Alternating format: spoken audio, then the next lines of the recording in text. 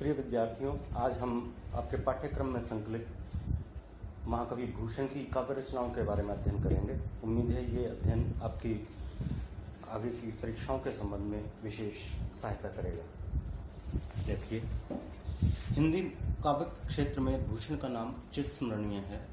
रीतिकाल में उनका संबंध श्रृंगारिक मनोवृत्ति एवं श्रृंगार साहित्य से हटकर एक स्वस्थ काव्य धारा अर्थात वीर काव्य से रहा है। रीतिकाल में उन्होंने इस काव्य धारा को एक स्वस्थ रूप देने का प्रयास किया है। भूषण के प्रमुख आश्रयदाता राजा शिवाजी तथा छत्रसाल थे। दोनों ही अपने युग के वीर पुरुष थे तथा दोनों के मन में ही स्वतंत्र हिंदू राष्ट्र की कल्पना थी। दोनों ही उद्यमशील थे। शिवाजी ने अपना स्वप्न दक्षिण भारत में पूरा किया तो छत्रसाल ने बुंदेलखंड में। मुगल साम्राज्य की अविजित विजय वाहिनी सेना के दोनों ही वीरों ने छक्के छुड़ा दिए थे। मुगल सेनापति तथा सैनिक तो शिवाजी के नाम से ही कांपते थे। भूषण साहित्य के बारे में अनेक विचार व्यक्त किए गए हैं। भूषण ने कितने ग्रंथ रचे हैं, इस संबंध में कवि ने स्वयं कभी कुछ नहीं लिखा। उनके साथ के किसी भी समसामयिक कवि ने भी इस संबंध में कोई प्रकाश नहीं डाला है। भूषण का साहित्य उत्तेजनात्मक तथा उत्साहवर्धक है, इस कारण उस पर कोई विशेष खोज भी नहीं हुई है। आज भी धर्मनिरपेक्षता के नाम पर उनके साहित्य को वह स्थान नहीं मिल पाया है जो एक राष्ट्रीय विचारधारा वाले कवि के साहित्य को मिलना चाहिए। शिव सिंह सरोज में भूषण के 4 ग्रंथों का उल्लेख मिलता है: शिवराज भूषण, भूषण हजारा, भूषण उल्लास, दूषण उल्लास। इनमें से भूषण उल्लास एक दूसरा उल्लास और ये जो दूसरा उल्लास है दूषण उल्लास, ये अप्राप्य है। ये आज तक मिली नहीं रचना है, सिर्फ उल्लेख मात्र मिलता है शिव सिंह सरोज में। कालिदास जी ने अपने इतिहास ग्रंथ में कालिदास हजारा में भूषण के 70 कवित्वों का उल्लेख किया है। कालिदास हजारा की भांति यह ग्रंथ हो तो यह एक सहस्त्र छंदों का ग्रंथ होना चाहिए। भूषण उल्लास तथा ग्रंथ हजारा में भूषण दूषण उल्लास नामों में पर्याप्त साम्य है। उन्हें यह एक ही ग्रंथ के 2 भाग प्रतीत होते हैं। शिव सिंह सरोज के अनुसार पहला अलंकरण प्रकरण है तो दूसरा दोष प्रकरण है। अब भूषण की काव्य रचना के संबंध में जो पहली रचना हमें मिलती है वो है शिवराज भूषण। यह भूषण का एक प्रामाणिक ग्रंथ है। यह अलंकारों का ग्रंथ है। इस ग्रंथ को कवि ने रीति परंपरा के अंतर्गत ही लिखा है। इसका मुख्य कार्य विषय अलंकार विवेचन है। कवि ने काव्यशास्त्र का पर्याप्त अध्ययन करने के उपरांत ही अपने मन के अनुसार अलंकारों के लक्षण उदाहरण दोहों और कवित्व सवैयों में दिए हैं। इस ग्रंथ के लक्षणों की एक महती विशेषता यह है कि इसके लक्षणों की भाषा पर्याप्त सरल है। इस ग्रंथ के सभी उदाहरणों में शिवाजी विषयक सामग्री को संजोया गया है। इस ग्रंथ में अलंकारों का भेद स्पष्ट रूप से नहीं किया गया, किंतु फिर भी उनका भेद स्पष्ट है। कवि के अनुसार इसमें 100 अर्थालंकार, 4 शब्दालंकार तथा 1 उभयालंकार है। भूषण ने अपने ग्रंथ में लिखा है: शिव चरित्र लखियो भयो कवि भूषण के चित्त, भांति भांति भूषण सो भूषण करो कवि। इससे स्पष्ट है कि कवि के मन में इस ग्रंथ को रचने की प्रेरणा शिवाजी के उत्तम चरित्र को देखकर ही उत्पन्न हुई थी। इस कारण ही उन्होंने भिन्न भिन्न अर्थ अलंकारों से युक्त इस रचना को रचा है। शिवाजी का चरित्र भूषण को क्यों पसंद आया, इसका एक कारण यह है कि उन्होंने 18 वर्ष की अवस्था में हिंदवी स्वराज्य की कल्पना की और अपने स्वप्न को पूरा करने के लिए प्रयत्न करना भी आरंभ किया।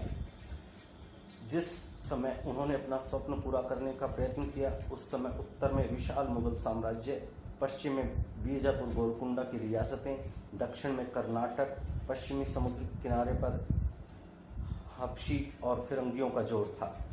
शिवाजी में अदम्य साहस था और इसी कारण वह उसे पूरा कर सके। भूषण उनके जीवन लक्ष्य के कारण ही उनसे प्रभावित हुए, क्योंकि वे हिंदू धर्म संस्कृति के रक्षक थे।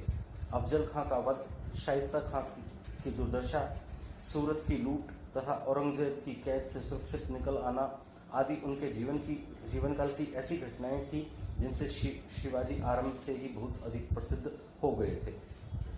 शिवराज भूषण के प्रारंभ में संकटों के निवारण हेतु उन्होंने सर्वप्रथम गणेश जी की स्तुति की है। इसके उपरांत दुर्गा तथा सूर्य की स्तुति प्रस्तुत की है। राजवंश, रामगढ़, कविवंश ग्रंथ का उद्देश्य आदि का वर्णन करने के उपरांत 32वें छंद से 370 छंदों तक अलंकारों के लक्षण तथा उनके उदाहरणों का वर्णन किया है। इसके उपरांत कवि ने 9 छंदों में ग्रंथ में आए समस्त अलंकारों का परिगणन किया है। 380वें छंद में ग्रंथ के समाप्ति की सूचना दी तथा 381-82वें छंद में आशीर्वाद देकर ग्रंथ को समाप्त किया है। उदाहरणों में शिवाजी के जीवन से संबंधित सभी प्रमुख घटनाओं को स्थान दिया गया है। ऐतिहासिक दृष्टि से इस ग्रंथ में आई हुई कोई भी घटना इतिहास विरुद्ध नहीं पड़ती है। इसमें शाइस्ता खां, अफजल खां, बहलोल खां आदि की दुर्दशा, सलहेरी का युद्ध, सूरत की लूट आदि सभी प्रसिद्ध घटनाएं शिवाजी के जीवन काल की हैं। यह ग्रंथ संवत 1730 की श्रावण सुदी 13 को बुधवार के दिन समाप्त हुआ था। दूसरी रचना के बारे में देखते हैं। शिवा बावनी। शिवा बावनी एक स्वतंत्र ग्रंथ है और इसका उल्लेख किसी ने नहीं किया है। किसी भी इतिहास लेखक ने स्वतंत्र रूप से इसका उल्लेख नहीं किया है। पंडित विश्वनाथ मिश्र ने लिखा है, भाषा काव्य को परिपूर्ण करने में पहलवान मिश्र श्री गुरु प्रसाद जी व भवानी प्रसाद जी का बड़ा योग है। उन्होंने कवित्वों और इस ग्रंथ को सोचने में बहुत ही मदद की। इनके ही मदद के कारण यह अपूर्व काव्य शिक्षा बावनी ग्रंथ खड़ा हुआ। जो यह कृपा पूर्वक श्रम न करते तो इस शहर में यह ग्रंथ खड़ा न होता। इस ग्रंथ में शिवाजी महाराज छत्रपति के युद्ध प्रसंग के चुने हुए 52 कवित्र रखे गए हैं। महाराजा छत्रसाल पन्ना नरेश के इसी कविराज भूषण के बनाए हुए 12 कवित्र रखे हैं और कुछ काव्य भी रखे हैं। इस प्रकार यह स्पष्ट है कि संवत 1946 के पूर्व न तो शिवा बावनी का पता था और न ही छत्रसाल दशक का।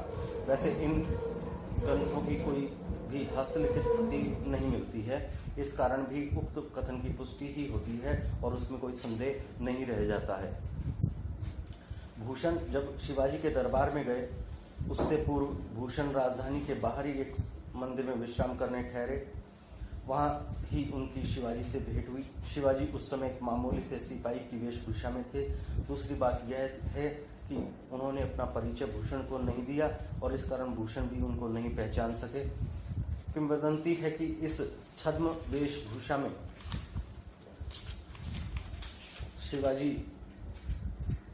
को भूषण ने शिवा बावनी संबंधी 52 कवित्र सुनाए थे। वे ही शिवा बावनी में संग्रहित हुए। पर संकलन का अवलोकन करने पर ज्ञात होता है कि ऐसा होना संभव नहीं था, क्योंकि भूषण शिवाजी के दरबार में संवत 1723 या 1724 में गए थे। इस प्रकार का मत doctor Gierson, doctor Pandit Ram Naresh Tripathi, Brajraj दास आदि इतिहासज्ञों का ऐसा ही मत है। दूसरी बात यह है कि इसमें संवत 1730 तक पटनाला युद्ध, दुर्ग आदि को विजय करने आदि घटनाओं का भी समावेश मिलता है। इसके साथ ही दूसरी एक किंवदंती है कि भूषण ने छद्मवेशी शिवाजी को अपना सुप्रसिद्ध छंद, जो कि शिवराज भूषण में 56वां छंद है, वो सुनाया था। इंद्र जिमी जम्ब पर, बाणवस सुअंब पर, रावण सुगंब पर, रघुकुल राज है, ये पद उनको सुनाया था। इस पद के बारे में यह प्रचलित है कि इस पद को फड़कती आवाज में सुनकर वह व्यक्ति बहुत प्रसन्न हुआ और उसने पुनः पुनः भूषण से उसी पद को सुनाने का आग्रह किया। भूषण उसे 18 बार पढ़ करके थक गए। उस छद्मवेशी व्यक्ति के आग्रह पर वे और उसे नहीं सुना सके। तब उसने दूसरे दिन उन्हें दरबार में आने तथा शिवाजी से साक्षात्कार कराने का वचन दिया। दूसरे दिन जब भूषण दरबार में पहुंचे तो उस व्यक्ति को ही सिंहासन पर बैठे देखकर उन्हें बहुत आश्चर्य हुआ। शिवाजी ने उनका बहुत आदर सत्कार किया और उनको 18 लाख रुपया, 18 गांव तथा 18 हाथी भेंट किए। कुछ विद्वानों का मत है कि भूषण ने उस पद को उन्हें 52 बार सुनाया था और प्रत्येक बार के 1 लाख रुपए, 1 गांव और 1 हाथी प्राप्त किया था। कुछ भी हो, इतना तो निर्विवाद रूप से कहा जा सकता है कि भूषण को प्रचुर धन शिवाजी ने भेंट किया था। वहां पुरस्कृत होकर ही भूषण शिवाजी के दरबार के राजकवि बने थे। शिवाबाहुनी भूषण का एक संकलित काव्य है। इसमें इतिहास संबंधी ज्ञान की कमी के कारण इसके पदों के क्रम में भी ऐतिहासिकता का अभाव भी है। इस कारण ही इसमें अन्य नरेशों की प्रस्तुतियों का भी स्थान मिला है। शिवाबाहुनी के छंदों के पाठ भेद पर्याप्त मात्रा में है। इसके काफी छंद भी संदिग्ध माने जाते हैं। शिवाबाहुनी में प्राप्त प्रथम छंद भी पूर्ववर्ती रचनाओं में नहीं है। मिश्र बंधुओं ने इस छप्पे को प्रशस्ति हेतु ही रखा है। बाने फहराने गहराने घटा गजन के छंद के दूसरे चरण के उत्तरार्ध में बाजत निशाने शिवराज जू नरेश के पाठ भेद है। शिवाबाहुनी का यह 7वां छंद श्रृंगार संग्रह में गंग कवि के नाम से है। ऊंचे घोर मंदर रहन वाली पद्म भूषण का नाम ही नहीं है। शिवाबाहुनी का यह 10वां छंद शिव सिंह सरोज में इंदु कवि के नाम से दिया गया है। दोनों पदों में मुख्य अंतर यह है कि तृतीय चरण के पूर्वार्ध में और भूषण के छंद में पर्याप्त भेद है। इसी प्रकार शिवाबाहुनी का 19वां छंद भी श्रृंगार संग्रह में निवाज कवि के नाम से छत्रसाल की प्रशंसा में मिलता है। इसके अतिरिक्त अन्य पद भी हम इधर उधर दूसरे कवियों के नाम से देख सकते हैं और इन्हीं सभी बातों के कारण या इन्हीं सभी तथ्यों के कारण शिवाबाहुनी की जो प्रामाणिकता है वो संदिग्ध दिखाई देती है और इसी कारण किसी भी ऐतिहासिक ग्रंथ में इस रचना को अलग से या स्वतंत्र रूप से नहीं दिखाया गया है। शिवाबाहुनी के पदों का वर्णन विषय प्राय शिवाजी की सेना के प्रयाण के कारण शत्रुओं पर अंकित आतंक का प्रभाव, शिवाजी के आतंक से शत्रु स्त्रियों की दुर्दशा, शिवाजी के पराक्रम तथा शिवाजी को विजय करने में औरंगजेब की असफलता तथा शिवाजी के विषय में ही हिंदू संस्कृति एवं धन की अवस्था के बारे में कवि ने अपने विचार व्यक्त किए हैं।